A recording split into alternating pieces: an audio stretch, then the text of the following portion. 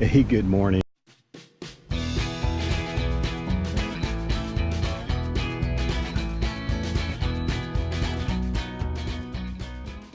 Here we are in Mountain View RV Park, and it's got a view of the Elkhorn Mountains, and you can still see a little bit of snow up there, even though today here I think it's supposed to be 92. We're headed up to the Columbia River Valley, and I think it's supposed to be in the hundreds, about 101 today, and I think triple digits for the next 5 or 6 days there.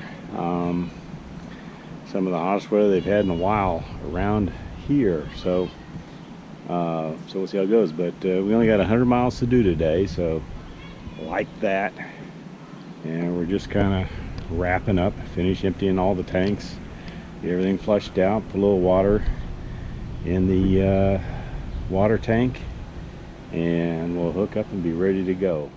Here we are in the rest area near LaGrange, Oregon. Best area I have ever seen with a horse exercise area. Horses only. Must unload inside access area. Suggest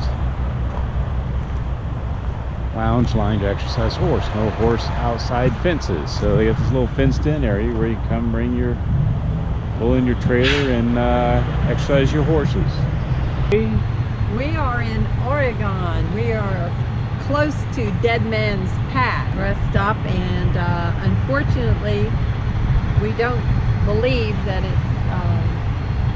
it's 3 miles from here, the actual Dead Man's Pass, but it doesn't. We're at a scenic overlook off of I-84 in Oregon. Supposedly they say you can see Mount Hood from this area, but I don't see, maybe it's a little too hazy for that.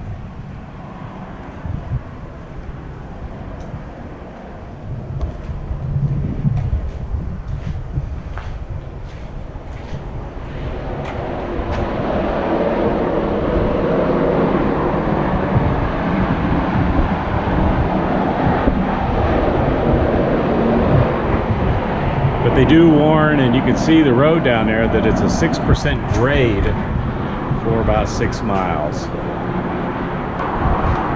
And maybe, I think off in the distance you can sort of see it there, is Mount Hood. It's still a little hazy. So good evening. It's our campsite here in Plymouth, Washington. Actually, it's called the Plymouth Park Campground. Man, there are all kinds of little bugs around here. I'm not sure what they are. But beautiful campsite. The bugs don't seem to be biting. It's kind of warm here today. The Columbia River actually is right over here behind these trees. Well, good morning.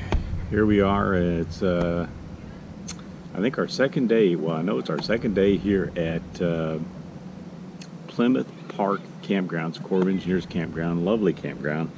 Anyway, it's one of those days where sometimes you've been on the road for a while and you just need to get some maintenance done, and I've had to do several maintenance things, which you may have seen from previous videos. But the tires, these are original equipment tires on the truck, and they've got about 37,000 miles on them right now, and about 7,000 miles towing the fifth wheel. So well, even though they've been rotated to keep the pressure good where they're supposed to be, to keep the pressure to factory specs, they're still starting to wear out. Now, I've been told years ago that to use the nickel test, the problem is, of course, nowadays you've got the new nickel, where the old nickel with Jefferson's head was there.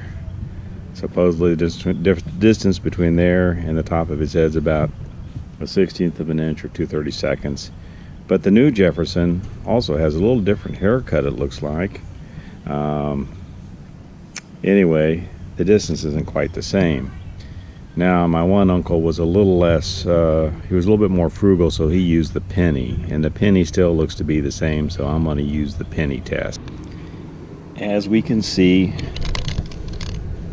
we're just at the top of the top of his head, so it's time to get these babies in the middle. So, but the edge here is right at the top of his head, so it's now time to get these puppies replaced. New shoes for the truck. Here we are at Walmart waiting for the tires to get changed. Oh, let's see. There's a truck over there with the wheels off. We're at the Sage. Is this a museum or is this like a... It is Sage. We can figure out what this place is, but it's a information center. Anyway, this is as close as we're getting to the rattlesnakes. So I think that the Sage is the Sustainable Agricultural and Energy Center. So by Lamb Weston, which is a big manufacturer of potato products, primarily French fries. So this is a simulation of their process to make French fries. So we are going to go on the French fry journey. So the key ingredient in French fries, according to Lamb Weston, is the people, which I guess if you don't have people working it, you don't get French fries. But I would have guessed potatoes. So the first step is the raw potatoes.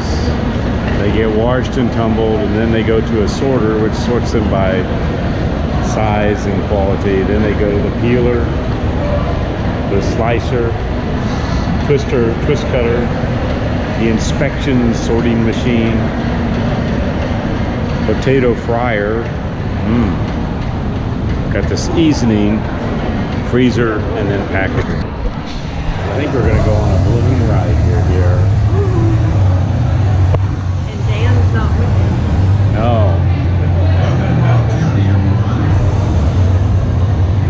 Products they produce here: potatoes, onion, alfalfa. Wow, milk, corn, peppermint, peas, lima beans, watermelons, green beans, apples, grapes, obviously wine, carrots. We saw a big load of carrots as we came off the highway. Honey, garbanzo beans, blueberries, mustard, canola, barley, and cantaloupe.